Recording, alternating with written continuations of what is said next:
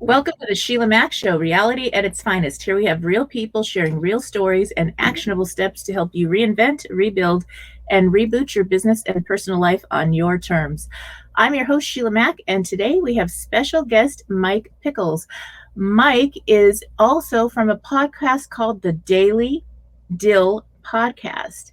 And let me tell you a little bit about him. He is from Nova Scotia, and Mike has been teaching for 27 years. He considers himself very fortunate to teach in the Yukon and more recently Yellowknife, Northwest Territories. He has also taught overseas in Maui, Africa, and Ghana, as well as Ecuador, South America, and more. Mike has been published in numerous newspapers and had several radio interviews. He has published 3 inspirational books and is currently working on his 4th. All right, welcome to the show, Mike. Thank you for having me, Sheila Mack. This is exciting.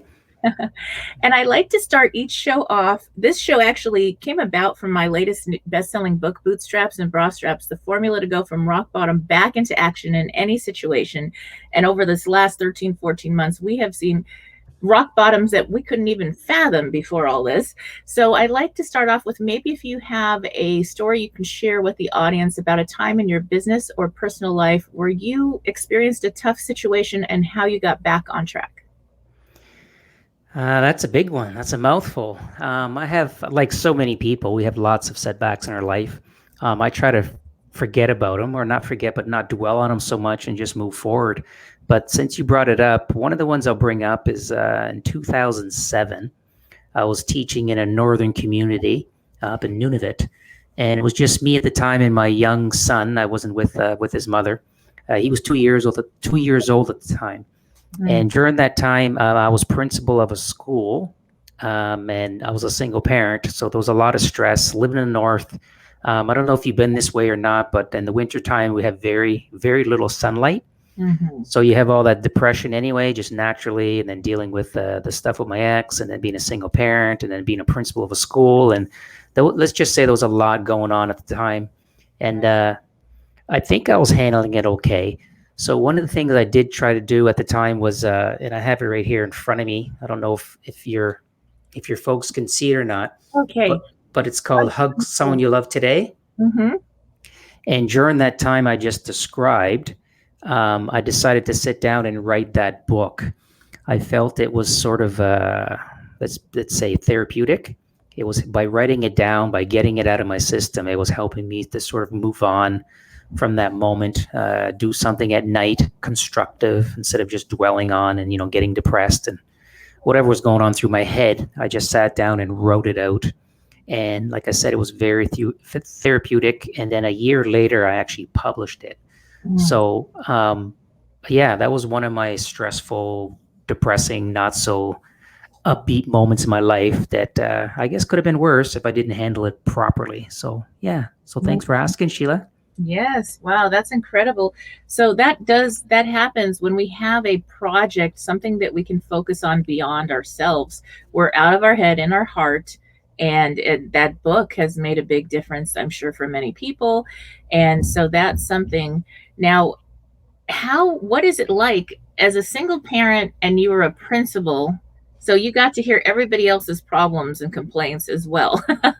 So you're taking in all that. What was the secret to getting through that when you had your own stuff going on at home? I guess part of it, you just nailed it. Focusing on other people, like helping other people. So that I guess I wasn't dealing with my own issues, but I sort of forgot about it temporarily anyway. I mean, it always comes back. It doesn't go away. Right. But temporarily, I would forget about my own stuff and I would deal with them. So helping them get through their sort of life journeys or difficulties or challenges, it sort of helped me not focus on my own.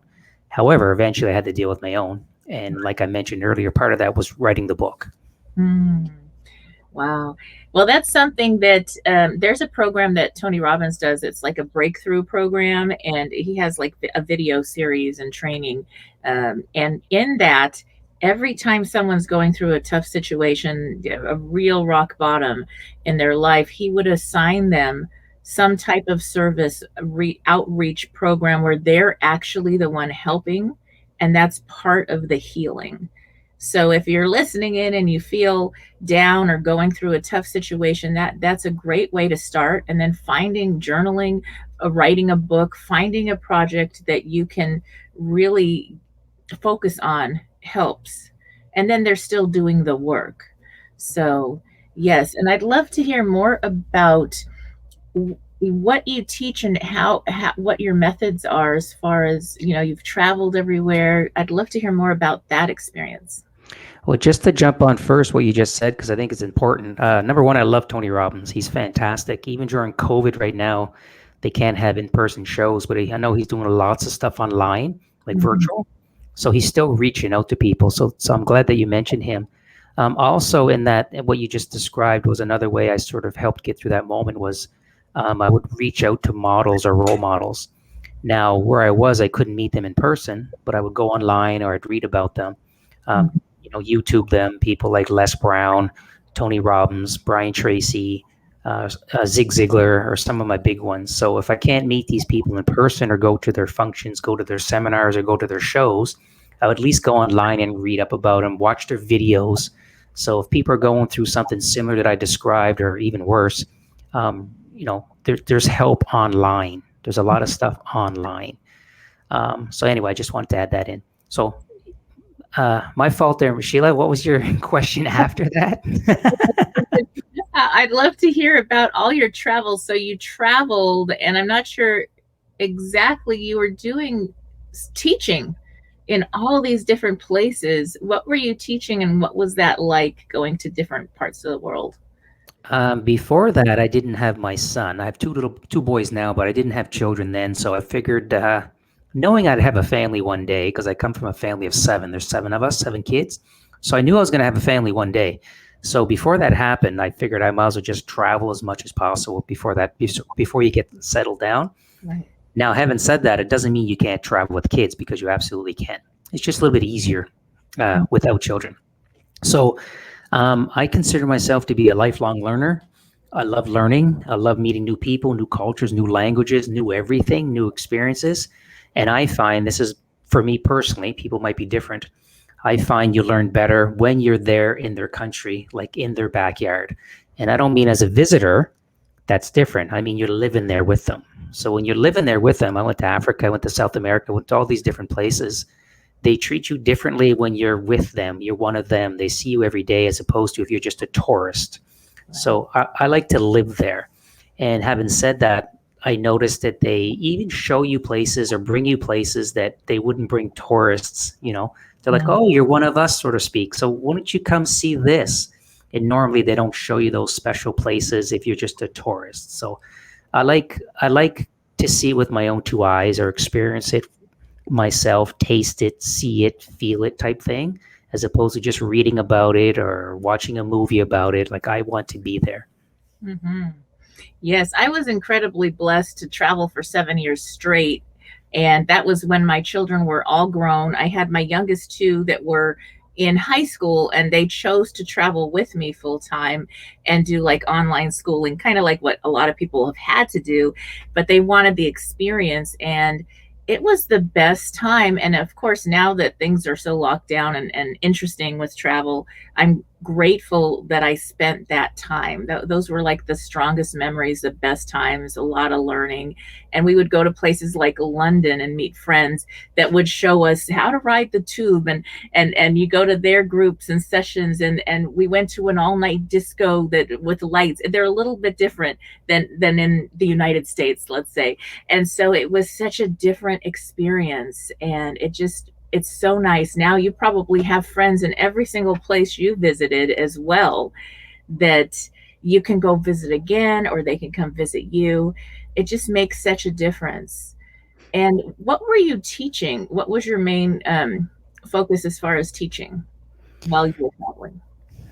In my teaching career, I've taught anything from kindergarten to grade 12, as well as at the college level. Mm-hmm. But when I went overseas, I was teaching, the two different scenarios. One, I was teaching other teachers. So I went over there for professional development. So Mm-hmm. these teachers in Africa, when I went there, these teachers were studying for their tests. And it was I don't know if it was a national test, but they're studying for a test, and if they pass this test, then their salary would increase. And as you can imagine, they needed that because it's very poor over there. So they really want to pass this test to get an increase in their salary. The other couple of times I went over, I was teaching at a private school when I went to Ecuador. I was teaching at an IB school, or an international baccalaureate. So it was very interesting, two different sides of it. Once I went, I was teaching teachers, and then the other times I was actually teaching students. I love that. And I did some teaching as well. And the first thing was those first graders, when I was a Waldorf teacher for a while, went through one grade, the whole 8 years. And with that, I was really surprised because those children, the students, were my biggest teachers during that whole experience. They teach you so much, and they're your toughest audience, especially the first graders. So that it's a lot of work. And then to have children also, I have 6 children. I adopted three of my own. And so raising the kids, that was part of my goal, was I wanted them to have this alternative education. And that gave me the access to pay for 6 children because there was a huge discount. And I was there with them, and I got to know the friends and the other kids. And I was the house that everybody goes to. My house, all the kids would come to my house to play. So that was part of my journey as well. It's a beautiful thing to be able to do. And what is it like now that with this crazy year, are you still teaching, and how has that changed for you? Within the last, what is it? How long has it been now? A year and a bit. Yes. It's been sort of a little bit of both. It's been a hybrid. Like, we've had some teaching in person, and then it went online, and then it went back to in person, and now it looks like it's heading back to online again, virtual. Yeah. So there's a little bit of everything's going on. It almost changes daily, weekly for sure. So yeah, and then as educators, as well, anybody really, we just have to be flexible and go with the times and try to be safe. But right now, it looks like we're going back to the virtual side of things. Yes. And I feel like it's harder for children to learn when they're going through chaotic times and situations, whether everything's great in the world and classroom, but they're having trouble at home, or going through this time now where there's so much unsure. Adults are not sure.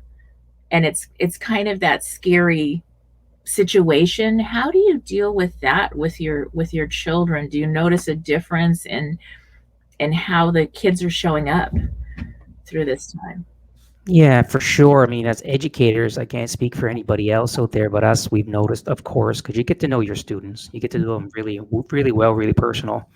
And unfortunately, there's not all of our students are in a very safe environment right now, whether it's drugs, alcohol, domestic violence, overcrowded houses. They're not eating well. They're stressed. They don't have a computer. They don't have internet. Like, some people don't have the capacity to keep up. So everybody's in a different, I mean, they say we're all in this together. We're all in the same boat. But, that's not true. Some are in yachts. Some are in houseboats. Some are in canoes. Some have holes in their boat. Like, we're not all the same. So as educators, we're trying to reach out as much as possible to get everybody, but it's really difficult. It's a challenge for sure. It's not impossible, but it's definitely a challenge, and it's new. Like, we're not used to this. This just happened last year, so we're sort of making it up as we go. Definitely. And I know there's something I do share about on my shows, and that's 211. I don't know if you've heard of it, but if you Google 211 and your province, and it's also in all the states in the United States and all of Canada, where you'll be able to find help. It's a great thing to post at your school or share with the other teachers, parents, because sometimes people don't want to share what's really going on. But if they could get some food on the table, or get a bill, help with a bill, or help finding a job, or whatever it is, those programs are there. It's just a lot of times people don't know how to access them. And 211 puts a lot of these programs together in one place to find. So it just makes it easier on the parents, the families, maybe single parents. Like, when you were single, it's difficult to be a single parent working now from home, maybe, and having to have your children home, and not even being able to have everything that they need. in place as well, because your income got cut in half. So Yeah, yeah, I wasn't aware of that. So thank you for bringing that to my attention. yeah, it's a wonderful program. And one of the things I set out to share about was having people share their stories, their truth, and what they're doing to get back on track during this interesting time. And also, my goal was to find as many resources so that people can get as much help as they can to get back on track. When you get to ground zero, that's when you can start. When you're not able to, when you're in survival mode, it's kind of tough to learn. It's kind of difficult to do everything you want to do. You may want to do it, but you can't do it because you're hungry, or you don't have a home, or you're so concerned and stressed. So that does make a big difference. And That's right. I'd love to hear about your books, your different books, and what's maybe some examples from the books. I have, and I brought them here today. I have three that I wrote, and I'm working on my fourth one right now, which I'll explain in a second. But the first one, if you can see it, is just called Hug Someone You Love Today, Mm-hmm. and How to Leave Your Personal Signature. And then the second one, it goes along with it. So I'll show you both, and then I'll explain it. So Hug Someone You Love Today with a different title. Uh-huh. And then what's it say on the bottom? And the Simple Certainties of Life. Mm. So basically how those two was really interesting. How those two books came about was when I was teaching within my first 4 years. By the way, that's when most teachers leave the profession because we get burnt out. So within my first 4 years, I was having a lot of difficulties with this one student. Well, with a lot of students, but specifically this one student. And I was trying all the strategies that they taught us in universities to do, and they weren't working. So I went to this veteran teacher because I was teaching phys ed at the time, physical education. And so I had the whole school. I taught the whole school. So this one little fellow who I had troubles with, he was in a class with another teacher because, you have homeroom classrooms. Mm-hmm. So I went to her and I told her what was going on. And she said, well, try this, try this, try this. And I said, I did. It's not working. And she said, well, why don't you try this? So she gave me a little piece of paper with a picture of this bear on it right there. Mm-hmm. And all it said on it was a hug card. So she said, sometimes I just give this card to a student and that's all they need. It's like a virtual hug. Mm. And back then we didn't have COVID, so you could actually give the student a hug if you wanted to physically. Right. But so she says, sometimes I give this to my students and sometimes it works, sometimes it doesn't. So I said, do you mind if I try it? And she says, go ahead. So I took her little card and I photocopied, Mm-hmm. 100 or so for other students too, not just him. So the next day he came in and I said, can I see you please after school? So he came over and I gave him that and I didn't say nothing and he took it and he just walked away. He didn't throw it out. He just walked away. Oh. And I swear to you, Sheila Mack, that after that day, I never had any major issues. I had problems still, but nothing major. So I thought to myself, wow, if it worked, if that little card worked for that student, that individual, maybe it'll work for other people. Mm-hmm. So I went back to the teacher and I asked her, can I use this card? Like, is it copywritten or something? And she says, no, go ahead. So I had a card made up just like this, and it said, hug someone you love today. And on the back, it said, email me at this email address and tell me how this card changed your life or their life for the better. And then people started sending me their stories. And then from those stories, I gathered them and I collected a book. And that was the first book. And then in the first book, in the back of it, of course, it says, if you enjoyed this book and you have a similar story, send me your story. And enough people sent me their stories that I had enough to write the second book. So that's how the two books came about. Now, honestly, I thought about writing a third book because I did get other hug stories, but I guess I wanted to do something different. Mm-hmm. So one day I was driving home from hockey. My son, who just dislocated his shoulder there, we were driving home from hockey and we were having one of those father and son moments. And I was saying, how does the old expression go? That if I knew then what I know now type thing. So we're talking about that. And I thought, I should put that into a book. So I wrote a third book. It's called Perfectly Imperfect, Mm-hmm. 7 pieces of advice to a more fulfilling life, if I can say that. And basically it meant that if I knew these 7 life tips when I was a kid, that my life would be a lot easier. And that's basically what it is. And right now I'm writing my 4th book, which I'm probably halfway done. and it's Mm. called the Daily Dill 365 Tips to a Better Life. And what's that based on is I have a podcast called the Daily Dill. My last name is Pickles, so Dill Pickles, a play on words. So the Daily Dill podcast. So every day it's kind of like a journal. So it'll be like day 1 all the way up to day 365. So every day you wake up, and I'm going to give you a life hack or a life tip that you can do that hopefully will help your life for the better. So there you have it. I love that. And I'd like to go back to hear more about what's inside of the second book, or the third book, actually. This one? Yes, Perfectly Imperfect. Okay. It says 7 pieces of advice to a more fulfilling life. So I'll quickly just tell you the 7 chapters because there's 7 pieces of advice. So the first one is, I'm just going to there we go. So the first one says you are enough. So that's chapter 1. So a lot of times, myself included, we, especially when comparing ourselves to social media and TV and everything else, magazines, we feel like we're not enough in life. We're not tall enough. We're not good looking enough. We're not smart enough. We're not fast enough. We're not whatever, right? So that chapter says that, yeah, you are. You actually are enough with exactly all the tools that you have right now. Even if you are even if you're lacking in certain areas, doesn't matter. You're still enough. Okay. And you're definitely enough for somebody. Chapter 2 is life is your responsibility. So that one I find sometimes we don't, in society, we're not responsible. We're not accountable. We have to blame somebody else, the blame culture. So that chapter is all about that. Regardless of what happens in your life, that you are responsible. You may not have the best upbringing or the best start, but you're responsible. It may not be your fault for the starting line that you're at, but definitely you're responsible for where you're going to go next.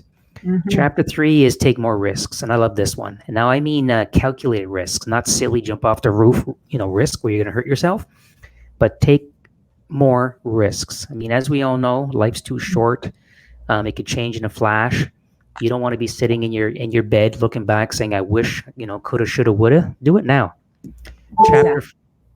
Chapter 4 is never stop learning. So that goes along with my lifelong learning mentality, traveling, that regardless if you're 14 years old, you're 30 years old, or you're 70 years old, you should still keep. Lost your audio for some reason. Check. Hang on a second. Sure. Interesting. Yeah, I can hear you. All right, we can fix this. Is that better? Is that better? Hello. All right, I got it back.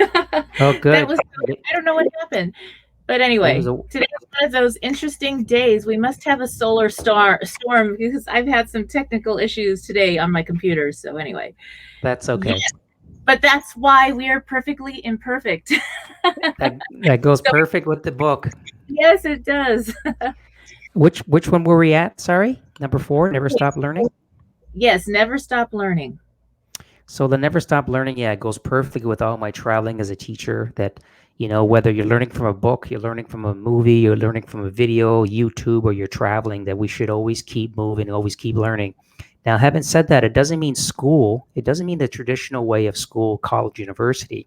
It could be anything, taking courses online, learning from a friend, your next door neighbor showing you how to do some carpentry. It's just as long as you're learning.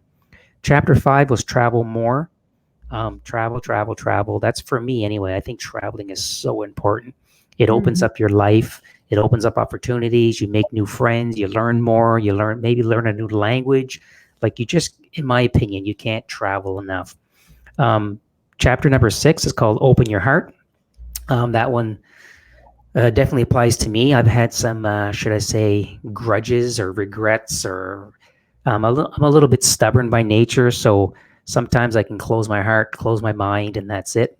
So I've learned over the years that life's too short to hold grudges, right? So that we need to open up our heart, whether it's an ex-wife, ex-girlfriend, boyfriend, a friend that did something wrong to you, even a family member, that we have to forgive. And they say forgive and forget. You don't have to forget what happened, but you definitely should forgive, because when you forgive, it helps you more than it actually helps them. Yes. And the last chapter is called Live a Life of Balance. So everything I just said is fine and dandy, but we have to live within balance, right? So if you're having too much fun, for example, drinking, drugs, whatever, then it's not a life in balance. You're probably going to end up in trouble and hurt, or maybe even death. On the other side of it, if you're not doing enough, you're just sitting around moping on the couch, not watching TV all the time. That's not a balance either. So we have to be balanced in the other chapters that I just said. We have to be spiritually, mentally, physically balanced, like a wheel, right? That tiger is not that tire, that wheel is not going to function very well if it's flat, if one of the spokes are not solid. So to me, it's a wellness wheel. So that's what the book was all about. Oh, that's wonderful. That makes me think the travel part is so important, and yet a lot of people feel stuck or they're not permitted to travel. I have friends that cannot get back to London because they haven't done a vaccine they didn't want to do or something. And so they're stuck in the US and their home and family is in London. So it's kind of crazy what's going on right now. But I think that in a different way, I'm in Vegas, you're in Canada right now, I'm in the US, and we are able to travel and connect with people globally easier right now, so that it's almost like you're building friendships and community, so that when the world does open travel free again, we'll be able to go visit everyone we already know and love because we've met them over the internet on different programs, courses, and that's really going to make the difference. So it's almost like you're traveling now. Absolutely. You're right. You're making connections and relationships now. On that note, when it comes to traveling, not now because of COVID and the restrictions and lockdowns, but if and when this opens up, I mean, it will, when it opens up again, for the people that are listening, because a lot of people don't travel because they don't have the time and or money. Time, you have to make the time, find the time. But money, you don't always need money. And when I say that, I traveled twice overseas through volunteer basis. So they paid, whether it's Habitat for Humanity or all those Doctors Without Borders and all those types of things. There are trips out there that you can travel almost for free. Almost for free. You just have to research it a little bit. I totally agree. I have a friend of mine that she was renting a place. She put everything in storage, and she traveled for a year. I forgot what program it was, but she's got pictures with lions and tigers, and she's, all doing all these incredible things. And she went to 2 or 3 different countries and had a blast, paid hardly anything. And, she volunteered, but she was learning so much. And I think she wanted to do another one right before things closed down. But that's something to do in your lifetime at least once, is to just be able to be a little bit more free and go. And there are programs. I remember when I was a teen, there was Club Med. Remember the famous Club Med, the fun resort? Yes. They had programs where you could volunteer and you would have to work so many hours during the week, but then you're staying at Club Med free. and so I had a lot of friends that did that, and I was like, well, I was a young mom, so I didn't get to do that. And I was like, that sounds so incredible. So there's options out there, and I think once the world opens out, there's going to be even more, because everybody's going to have their bags packed and ready to go. We're just waiting. Yes. That's true. That reminds me of a gentleman I had on my podcast. It was a couple years ago, but him and his family, his wife and 2 kids, they decided that they're going to sell their house, sell their car, sell everything, and they're going to travel in an RV for a year. And they did. And then they liked it so much, they enjoyed it so much that I think they're in their 4th or 5th year. They've been just driving around North America, Canada, United States, just visiting state by state, province by province. Like, I think they're on their 4th year. And as you mentioned, they've made so much friends and communities and family that they have places that they can stay now. They're not so alone. So it's phenomenal. Once you start, it's an addiction. Like, you just keep doing it. Right. Yes. And 1 year when my children were really young, and obviously with 6, it's a lot of work. We took a train across the United States, and we went to all the historic sites in the US. It was a whole school year off where they were little still, and we did homeschool, but I was certified as a teacher, so it was kind of easy. And we saw so many things. They got to know these people. We visited the Amish. We did all that. And then at the end, we went to Disney World and we saw the Epcot Center where it's the rest of the world. And we studied about the rest of the world because like, well, we can't afford the rest of the world right now. But Yeah. later they did go to Dubai and India and all over the world with me when they were teens. So it was kind of like a primer. We were getting ready for something even bigger later on. So that was fun. That's amazing. What an experience. Yeah, and they learned so much more than just the books. There's something about stories, writing your books, sharing stories, like the other books you have where other people sharing a hug and then they're sharing about how their story about that hug and how that made such a difference in their life. And these stories are something that's our history, is his story. It's the story that we all share. And to expose our children and ourselves, a lifetime learner like you said, to all these different stories and learnings, is it just gives us more insight, and especially children more insight about what's going on when they get to hear from their elders and from people that have actually gone through an event. Now we're all in living history right now, and we're gonna years later we're gonna tell our stories about this time, and we'll have, I don't know, great grandchildren that'll be like, what was your story about this crazy COVID situation? And we'll be able to tell our stories or write our stories down and share them through the generations. So that does make a big difference. Now, do you also, can you give me some examples of maybe your favorite podcast interviews you've done on your show, things like that, more about your podcast? The podcast, by the way, I started it last year when COVID first sort of kicked in. So I was home. We were all home, working from home and home a lot. And I was like, what am I going to do with my extra time? And like I told you earlier, I'm a lifelong learner. I like to learn. So I just went online. I always wanted to do a podcast, but I didn't know how. I was afraid. I didn't know the technical side. I didn't know how to get it going. I didn't know anything. And then, as they say, just start doing it and learn as you go. Fake it till you make it. So I Mm-hmm. just started doing it and made all kinds of mistakes. I still do, but like you, I'm meeting people, learning things. It's exciting, and people are very generous with their time. They're very flexible and lenient when I make mistakes. So it's been fun. Mm-hmm. So some of the what I basically do is I comb, like when if you ask like how do you find your guests.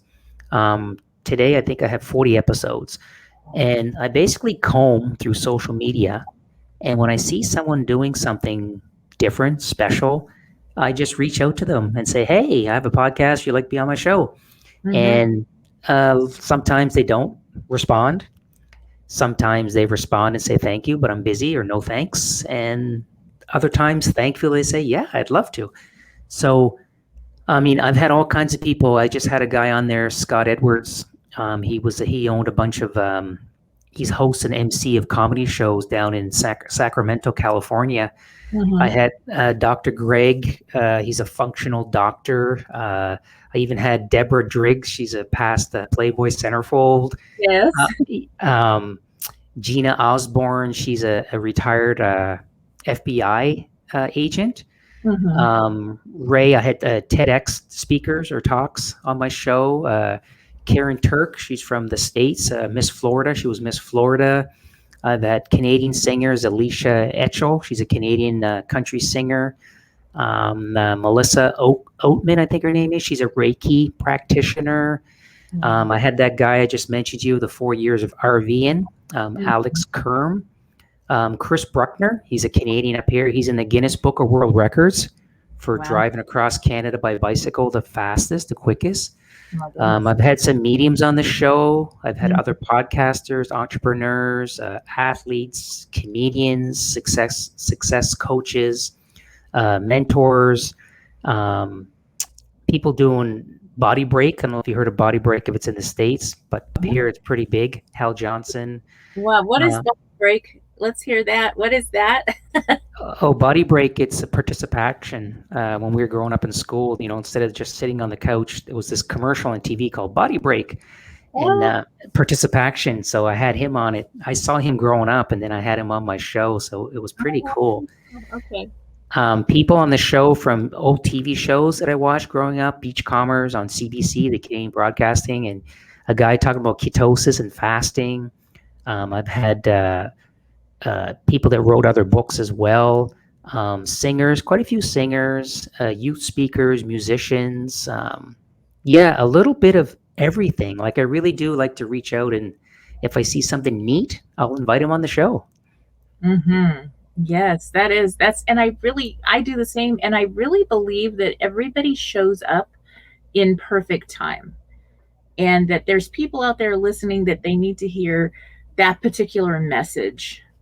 And that's kind of the goal of these podcasts for sure, is to make a difference especially during this time as we're all rebuilding our businesses, our lives in new ways. Now, if you were to go back in time, what would you tell yourself as maybe a young child, young adult, maybe 10 years old or somewhere in that range? What would you tell yourself? What advice, that 2020 hindsight, what would you tell? That's a good question. Um, I would probably say something on the lines of don't take life so seriously. And I'm Mm, guilty of this myself. They don't have it at age 10 or 11, but don't worry about, your hair, your clothes, or your neighbor's new car or things like that. I mean, mm, and live life on your terms. yeah. Like, don't compare yourself to other people. We're all individual. We're all different. We're not all perfect, just like my book, but you are you. You are you, and you're the only one that is you, and you're here for a reason and make the best of it. You only have one shot at this. I mean, when you're 10, 11 years old, you don't think about the future like that, but it creeps up on us quickly. You're going to be 30, 40, 50, 60, 70. So live each day like it's your last. And again, you'd have to word that different to someone that's 10 or 11 because you don't want to scare them about death and stuff like that. But basically, take your shot. If you fail, it's okay. At least you did it. Like just Mhm, try, because there's nothing worse than regrets. Looking back and saying, "Oh, I wish I should have did that. Coulda, woulda, shoulda." It's too mhm, late, or maybe it's too late. You might still have a chance, but so to take that shot, no matter what happens, try to leave your legacy. Be friendly, be kind, but also go for your passion in life, whatever that is, without hurting other people in the process. yeah. Um, Try to eliminate your what ifs instead of saying what if. Just do it. Mhm, Have a bucket list, write down your bucket list and start checking it off at age 10. Because if you live to be 100 years old, there's 90 years that you're checking off that list, as opposed to waiting until you're 40, 50. And if you live to 100, then, it's cut in half. So start checking off that bucket list. mm. I love that. That is some wisdom.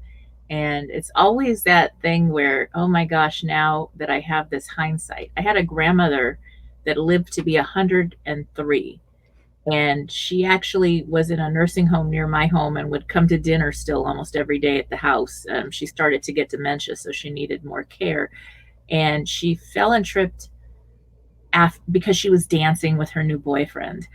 And the broken hip was what got her. I think she'd still be here today. And she always talked about this hindsight, about if I knew what I knew back then today, and what would I do differently. And I think that what that brought to me was every day is a new day to take everything we've already learned and apply it going forward. We can't change the past, but we can create a much better future just with our own experiences, and then reading books like your book that share about other experiences and give perspective.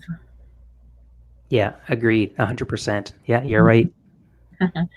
And I'd like to, we're coming to the end of our time, so I'd love to hear about where people can get your books or connect with you. The books you can get on Amazon, like just go to amazon.ca or .com, as well as any online store. You can buy the books. They're not in bookstores. I'm not famous, so you have to go to Amazon or a place like that. Or if you reach out to me, I can send them to you personally. I can sign them and send them to you. If you want to reach out to me, I'm pretty easy. The Daily Dill. You just look for the Daily Dill. I have an Instagram account. You can find me, the Daily Dill Mike. You can reach me through my podcast, The Daily Dill, as well. I'm on Facebook. I'm pretty easy to find because you just look up the Daily Dill. I have probably, oh my goodness, 150 or so YouTube videos. Wow. So if you look up YouTube as well, you'll find me on there. So I'm pretty easy to locate. All right. Well, thank you. And the Daily Dill, that's on all the major podcast channels, correct? Okay. Correct. Wonderful. All right. Well, thank you again, Mike, for being a guest on the show. And if you're tuning in, stay tuned. We'll be back after these messages.